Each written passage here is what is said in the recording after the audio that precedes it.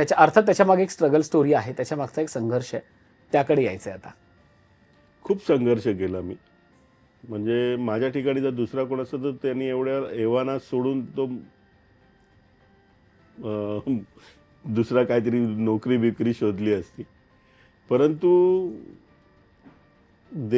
देवाच्या कृपेने माझं बॅकग्राऊंड बऱ्यापैकी असल्यामुळे, मला 2 भाऊ आहेत, त्यांचा सपोर्ट आणि वडिलांचं एक हॉटेल परमिट रूम आहे मेघदूत, त्यामुळे मला घरची चिंता नव्हती.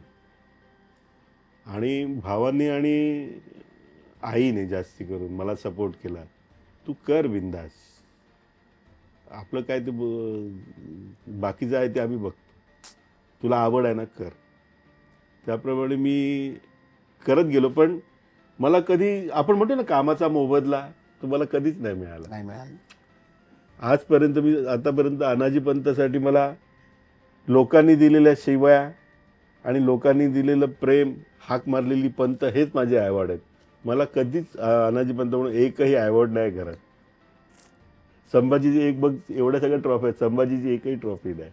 कुठेतरी ही शोकांतिका वाटते. कुठेतरी शोकांतिका म्हणजे मी खतरनाक मधलं जेव्हा सिनेमा केला खतरनाक, तेव्हा जॉनी लिव्हर इन्स्पेक्टर, मी हवालदार, असं ते कॅरेक्टर मस्त 12-13 दिवस आम्ही एकत्र काम केलं. खूप शिकलो त्या माणसाकडे, कसं राहायचं, उत्स्फूर्तपणा कसा असतो, तसा लक्ष हजर जबाबी, तसा जॉनी भाई पण एकदम हजर जबाबी, पटकन उत्तर देणार, थांबणार पण नाही. आणि त्यांचं कसं विथ ॲक्शन असायचं ना, ते मिमिक्री आर्टिस्ट असल्यामुळे त्यांच्या अंग जास्त लवचिक आहे त्यांच्याकडे मी भरपूर शिकलो. त्याच्यामध्ये तो बोरे कॅरेक्टर केलं हवालदाराचं, तेव्हा मला महेशजी पण म्हणाले, मला तेव्हा चीफ असोसिएट होते संतोष तोडणकर, तोही म्हणाला की महेश तेरा करियर अभी चालू हुआ, टेन्शन मधले बहुत बढ़िया रोल आहे. कारण सगळे हेवी कॉमेडी आणि माझी लाईट कॉमेडी, म्हणजे नुसतं असं बोलून फुसकी मारून सोडून बाजूला व्हायचं. त्यामुळे ते कॅरेक्टर चांगलं वाटलं होतं. पण त्याच्यानंतरही काही काम नाही, 2-2.5 वर्ष एकही काम केलं नाही. मला त्या कामाचा कधीच मोबदला नाही मिळाला. म्हणजे आर्थिक मोबदलाही नाही मिळाला की मान सन्मानच नाही मिळाला? मान सन्मान असं नाही, आपण म्हणतो ना की अरे ये लड़का बहुत अच्छा रोल कर रहा है, चलो इसको दूसरा चान्स देतो, चलो तुरंत.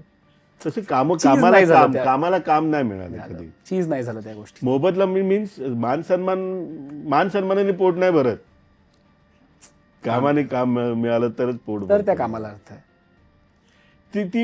ती गोष्ट आतापर्यंत माझ्या आयुष्यात आतापर्यंत चालू आहे, अजूनही चालू आहे.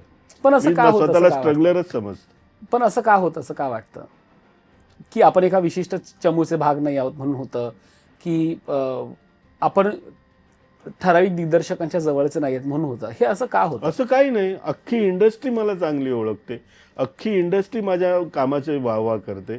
परंतु तुमच्या नशिबात असायला पाहिजे ना. मला किती लोक म्हणतात, अरे यार महेश तेव्हा तुझं नाव नाही आठवलं यार, मग दुसऱ्याला घ्यावं लागलं. अरे यार महेश हा रोलला तू पाहिजे होतास, पण नेमकं लक्षात पटकन आठवलं नाही मला. त्याचा अर्थ काय? तुमचं नशीब.